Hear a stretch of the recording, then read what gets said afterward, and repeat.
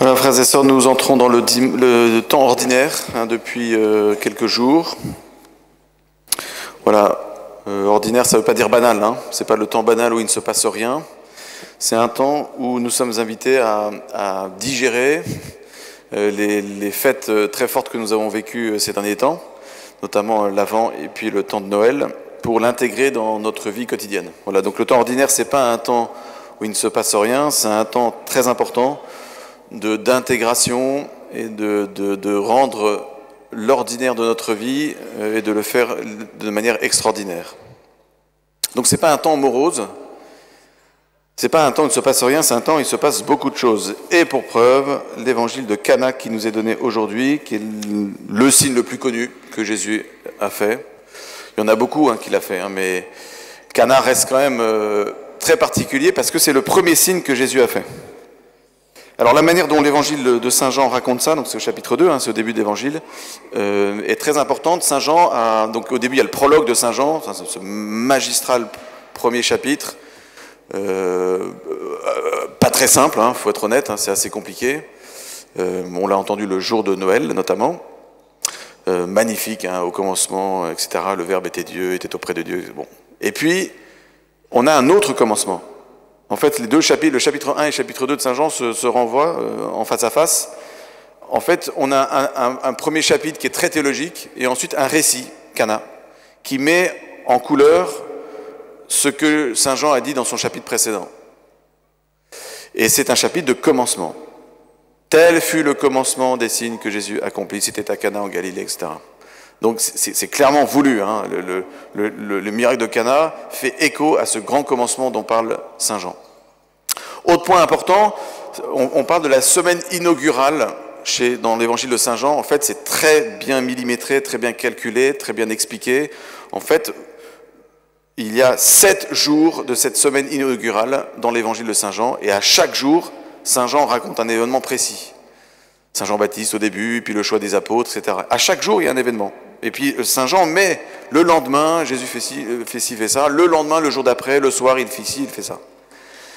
Au bout de 4 jours, quand vous suivez l'agenda de Jésus, au bout de 4 jours, il rentre en Galilée. Et au 3e jour en Galilée, il y a Cana. C'est pour ça que l'Évangile dit le 3e jour, etc.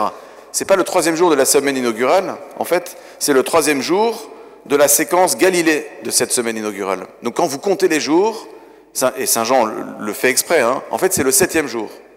C'est le 3e jour de son séjour à Galilée, mais en fait c'est le 7e jour de cette semaine inaugurale. 7e jour, 7e jour, 7e jour. C'est donc l'achèvement de la création et le début d'une nouvelle création. Donc vous avez à la fois le 7e jour de cette semaine inaugurale, donc c'est très fortement symbolique, et puis vous avez le 3e jour, ce fut le 3e jour à Galilée, 3e jour, 3e jour, 3e jour. Il est ressuscité le 3e jour. Donc en fait, ce miracle de Cana, c'est tout sauf un miracle comme ça pour en mettre plein la vue, c'est un miracle très spécial. C'est le premier signe que Jésus accomplit. Saint Thomas d'Aquin dit au passage, c'est le premier signe, donc ça veut dire qu'il n'y en avait pas eu avant. Donc tous les évangiles apocryphes qui nous racontent un Jésus quand il était gamin, qui va ressusciter un oiseau mort ou je sais pas trop quoi, Saint Thomas dit, classement vertical, à la poubelle, parce que Saint Jean est très clair. Premier signe. Alors ce premier signe s'est passé du coup à Cana. Alors là aussi, la symbolique est extrêmement forte. Puisque en fait Cana, ce qui s'est passé, c'était qu'il y avait des noces, un mariage. Donc le premier signe que Jésus a accompli, c'est pendant un mariage. Ça veut dire quoi? Ça veut dire que Jésus se présente à nous comme le nouvel époux, l'époux véritable. Il se présente à nous comme celui qui va conclure des noces nouvelles. Donc ce premier miracle, il est hyper important. C'est dans un mariage que Jésus a commencé son ministère de signe. Ça veut dire que toute l'Écriture sainte, toute l'Alliance, la première comme la nouvelle, est à l'aune de ces noces nouvelles, cette alliance nouvelle. Donc c'est pour ça que la première lecture était extrêmement claire et magnifique. Du prophète Isaïe, « À ton pays nul ne dira désolation, tu seras appelé ma préférence, cette terre se nommera l'épousée. Comme un jeune homme épouse une vierge, ton bâtisseur t'épousera, ton créateur, ton rédempteur t'épousera. » Il y a des noces nouvelles. Jésus vient faire alliance avec nous. C'est pour ça que le mariage est extrêmement important pour nous. Le sacrement du mariage, pour ceux qui se le sont donnés, et puis, en fait, ce qu'on appelle l'économie du salut, tout le salut, toute la Bible, et notamment tout le Nouveau Testament, c'est un immense mariage que Dieu a noué avec son peuple. Nous sommes tous épousés, même les célibataires, et Dieu sait que c'est peut être une source de souffrance pour vous de vivre ce célibat quand il n'est pas choisi. Même vous, nous tous, Jésus vient nous dire aujourd'hui, je vous ai épousé, c'est-à-dire je vous ai choisi. Je vous ai choisi pour que vous portiez du fruit. Alors, l'Évangile dit que la Vierge Marie était là. Marie était là. Et puis l'Évangile rajoute juste après, Jésus aussi était là avec ses disciples. Ça montre quoi? Ça montre que la présence de Marie est décisive dans cet Évangile. Ça veut dire que ces noces nouvelles, nous entrons dans ce grand signe, ce premier signe, avec la Vierge Marie, c'est-à-dire avec l'Église. Parce que la Vierge Marie, c'est la figure de l'Église. C'est la maman de Jésus, et c'est la figure de l'Église, l'épouse du Christ. L'épouse dont il est question dans le livre d'Isaïe, que je viens de vous lire là, en fait, la figure entre toutes, c'est la Vierge Marie. Ça, oui, on commence l'année du temps ordinaire, ce temps ordinaire avec Marie. Jésus a commencé ces grands signes avec Marie. Ils sont venus apparemment séparément, parce que l'Évangile dit que Marie était là, et puis aussi Jésus avec ses disciples était là. C'est-à-dire que Jésus avait quitté, avait coupé le cordon, et il n'était pas tout le temps avec sa maman. Et puis il y a un grand absent aussi dans cet Évangile, c'est Joseph. Joseph n'est pas là. C'est pour ça qu'on pense que Joseph était mort déjà, et Marie donc a à peu près 45, 46, 47 ans. Alors, qu'est-ce qui se passe? Marie voit qu'il y a un problème. Il manque du vin. Ils n'ont pas de vin. Ça veut dire quoi? Ça veut dire qu'elle s'intéresse aux plus petits détails. Là, elle ne s'intéresse pas à des grands trucs mystiques. Elle ne dit pas à Jésus, manifeste-toi, montre-leur que t'es Dieu, vas-y. En fait, elle constate qu'il n'y a pas de vin. C'est-à-dire qu'elle constate un manque. Il manque quelque chose. Il manque pour nous, Français, ce qu'il y a de plus important dans des noces. Enfin, bon, il y a le mariage, mais du bon pinard quand même, du bon vin. Bon, pas un mariage sans bon vin. Elle voit, en fait, qu'il y a quelque chose qui manque. Ça fait penser à Jésus qui dira au jeune homme riche plus tard, une seule chose te manque. Vous vous souvenez? Va avant tout ce que tu as, etc. Ça c'était une parole de bénédiction, en fait, pour le jeune homme riche. Bon, lui, il ne l'a pas pris comme ça tout de suite. Il est reparti tout triste. Mais cette expérience du manque, en fait, c'est une bénédiction. C'est difficile, mais c'est une bénédiction. De reconnaître qu'il manque quelque chose en nous. Il manque quelque chose. Est-ce que nous acceptons qu'il manque quelque chose? Celui qui pense qu'il ne manque rien en lui, il est plein de lui-même. Et celui qui est plein de lui-même ne pourra pas être rempli comme les jarres. Heureusement que les jarres étaient vides pour qu'elles puissent être remplies. Et le résultat est quand même plutôt convaincant. Celui qui est plein, qui sait tout sur tout. Vous vous souvenez du toutologue, le toutologue, c'est celui qui sait tout sur tout. Celui qui c'est bon, je sais tout, quoi. Je suis un chrétien accompli, il ne me manque rien, j'ai plus besoin de faire vos trucs, là, vos parcours, vos trucs alpha, vos expériences d'évangélisation, mais je sais tout, moi. Et bien en fait, il peut pas changer.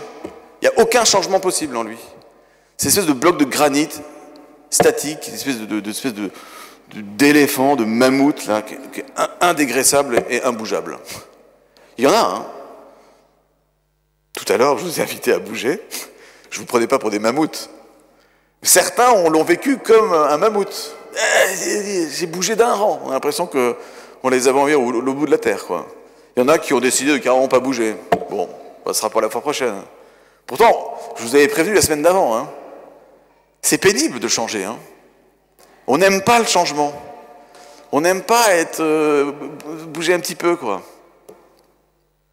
Non, mais franchement, personne s'est dit « Ouais, chouette, je vais changer de place. » Vous voyez, pour un truc purement géographique, physique, franchement, qui coûte pas cher, il faut s'y prendre par 2 fois. Vous imaginez spirituellement le changement? C'est compliqué, La conversion, ça prend du temps, en fait. Ça procède par étapes. Voilà, le Saint-Père parle d'un processus. Bon, on va prendre son temps. Mais, vous voyez, pour un truc purement géographique, on a l'impression que c'est qu'on vous change la religion, quoi. Ça montre hein, que la conversion prend du temps, mais qu'elle est possible. Voilà, parce qu'en fait, vous n'étiez pas des mammouths, hein, vous étiez des gazelles à changer de place pour aller à la rencontre de personnes que vous ne connaissez pas. C'est pas simplement pour vous embêter, hein, c'est même pas du tout pour vous embêter que je pourrais poser ça, hein, mais c'est pour voir un petit peu aussi hein, qu'est-ce que engage le changement, et puis aussi aller à la rencontre des personnes que nous ne connaissons pas.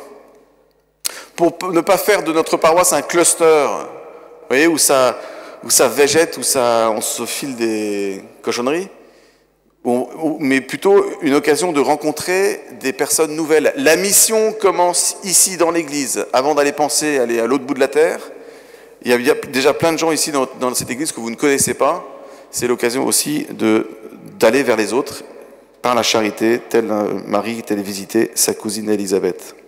Alors Marie demande quelque chose d'assez incroyable, humainement très stupide en fait. Hein. Elle demande, d'abord elle va challenger son fils, il lui répond une phrase très énigmatique, alors qu'on traduit par « Femme, que me veux-tu » Bon, alors certains l'ont interprété en disant bah, « Il rabroue sa mère ». Bon, je ne pense pas que ce soit ça, mais quand on regarde l'original grec, hein, il dit « Quoi entre toi et moi ?»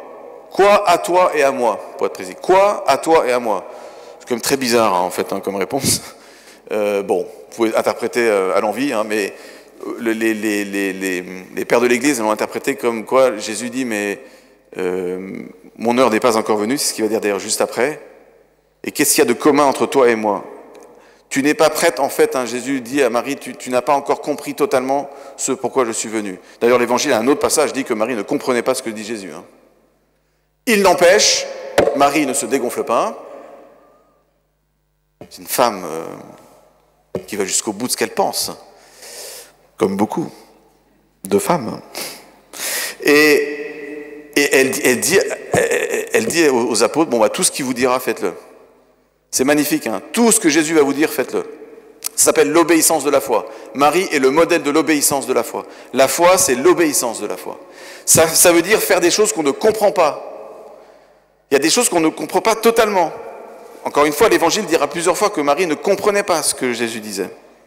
Ne saviez-vous pas que je dois être aux affaires de mon Père? L'Évangile dit, elle ne comprend pas. Mais elle garde tout ça dans son cœur. Du coup, Marie demande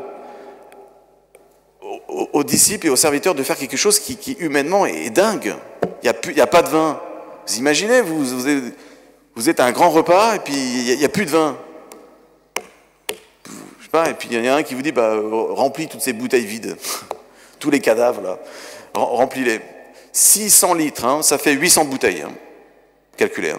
800 bouteilles de vin, faites comme ça. Ça, en fait, Marie va dire à Jésus, et Jésus ensuite va dire aux apôtres, ben, remplissez ces jarres, c'est-à-dire tout ce qui a du manque en vous, je vous invite à vous laisser remplir par ma grâce. C'était des jarres en pierre, hein, l'Évangile dit, les jarres en pierre étaient utilisées pour les ablutions rituelles. Les jarres en terre cuite, c'était pour le repas, pour la nourriture, et les jarres en pierre, c'était réservé pour les ablutions rituelles. Ça veut dire que Jésus est en train de signifier qu'il va faire un sacrifice nouveau, une liturgie nouvelle. Évidemment, c'est une annonce du mystère de l'Eucharistie. Marie agit avec discrétion, et l'Évangile dit qu'en fait, très peu ont su d'où venait le vin. Très peu ont su ce qui s'était passé. C'est magnifique ça aussi. Dieu agit dans notre vie souvent sans nous faire comprendre d'où viennent ces grâces. Ces grâces viennent d'une grande bonté divine et nous en percevons qu'une toute petite partie. Ceux qui ont été au courant, ceux qui ont compris ce qui s'est passé, ceux qui ont su d'où venait le vin, c'est qui? C'est pas les apôtres, c'est pas le maître du repas, c'est même pas les fiancés, jeunes mariés, ce sont les serviteurs, les humbles serviteurs. Ta parole illumine, Seigneur, dit le psaume, et les simples comprennent. Ta parole est une lumière et les simples comprennent. Ce sont les simples, les gens humbles, pas les sachants qui ont compris ici. C'est magnifique aussi. Hein. Ça veut dire que le fond du cœur de Dieu est révélé aux humbles et aux petits. Et Jésus l'a dit clairement à d'autres passages dans l'Évangile. En fait, Marie nous invite à un abandon, à faire quelque chose, encore une fois, humainement, il y a un côté délirant. Abandonne-toi. Ah bon, remplir les jarres, mais c'est de la folie. Abandonne-toi, fais-le. Oui, mais je veux comprendre. Tais-toi, fais-le. Je veux tout maîtriser. Tais-toi et fais-le. C'est ce que Jésus a dit à Jean-Baptiste. Moi, te baptiser, ça va pas. Jésus lui répond, fais ce que je te dis et tu comprendras plus tard. Nous, c'est l'inverse. Je veux comprendre et je ferai éventuellement. Jésus dit, tais-toi, fais-le, obéis, obéissance de la foi, obéis aussi à l'Église. Hein, faut le dire aussi, quoi. On est appelé à une obéissance humble et confiante dans ce que l'Église nous enseigne. Je comprends pas tout ce que fait le pape. Tais-toi et fais-le. Comprends, hein, cherche, lis, scrute, travaille. Mais a priori, je fais confiance. Ce que Marie a dit, tout ce qu'il vous dira, faites-le. Et ils l'ont fait. Et il y a un truc de dingue qui s'est passé, c'est qu'il y a eu ce grand miracle de la transformation. Cana est un miracle unique entre tous, parce qu'il y a eu une transformation de fait. C'est beaucoup plus fort que la multiplication des pains. Là, les pains, il y a des pains, et puis il y en a plus après. C'est pas mal quand même, hein, c'est assez impressionnant. J'en ai qui hoche la tête un peu en disant, bah, quand même, il est un peu mesquin. Bon, mais là, vous avez de l'eau, et pouf, c'est du vin. C'est quand même mieux. Puis ça coûte plus cher. Bon, ça montre cette puissance de transformation que Jésus opère en nous. Il ne multiplie pas seulement les dons, il va nous transformer de l'intérieur. C'est pour ça que l'Eucharistie, hein, le pape Benoît XVI disait au GMJ à Cologne en 2005, l'Eucharistie est une puissance de transformation, un processus de transformation qui convertit toute une paroisse. C'est pour ça que le prochain parcours de Carême sera sur l'Eucharistie comme processus de transformation. Comment l'Eucharistie nous transforme complètement. Il y a vraiment une conversion de l'eau changée en vin. C'est pas mettez une bouteille de vin et puis je vous en sortir 800 bouteilles. C'est prenez de l'eau et moi je vais complètement vous transformer et il va en sortir du vin. Alors on va demander la grâce au Seigneur de nous laisser visiter, de laisser remplir ce qui manque en nous, d'accepter de présenter humblement au Seigneur le manque, de nous laisser remplir dans nos manques, d'accepter qu'il manque quelque chose en nous et de nous laisser conduire par la Vierge Marie. On va prendre spirituellement la main de Marie aujourd'hui. Vous voyez, alors tous ceux qui sont mariés, il y en a qui sont mariés parmi vous, le miracle de Cana évident est un miracle qui doit vous parler de façon très spéciale. Je vous inviterai, si vous voulez, si vous voulez. Vous avez déjà fait beaucoup ce matin en changeant de place, donc je comprends que c'est peut-être déjà too much, mais je vous proposerai à vous approcher à la communion main dans la main en couple. Et on vous la donnera à tous les deux ensemble. Il y a un côté un peu curieux de fait de venir communier les uns derrière les autres. Dans un repas, on est les uns à côté des autres. Bon là, on communie à la file indienne. Bon, enfin c'est comme ça. Mais je vous propose, les couples, de venir main dans la main, dans l'allée centrale, là, vous vous présenterez devant les autres, en vous tenant la main, comme le jour de votre mariage, et puis vous vous approchez devant le Christ qui vous donnera l'Eucharistie comme puissance de transformation. Ceux qui ne sont pas mariés, comme moi et d'autres, eh ben vous allez prendre la main de la Vierge Marie, spirituellement. Vous pouvez prendre votre chapelet, si vous voulez, dans les mains, et vous allez vous approcher avec elle. C'est elle qui a fait toutes choses nouvelles, en fait, durant ce miracle de Cana. Eh ben on va prendre la Vierge Marie dans notre cœur et dans nos mains. Ceux qui sont mariés, vous vous prenez dans la main. Ceux qui ne sont pas mariés, vous prenez Marie dans vos mains. Et elle va faire toutes choses nouvelles. Amen.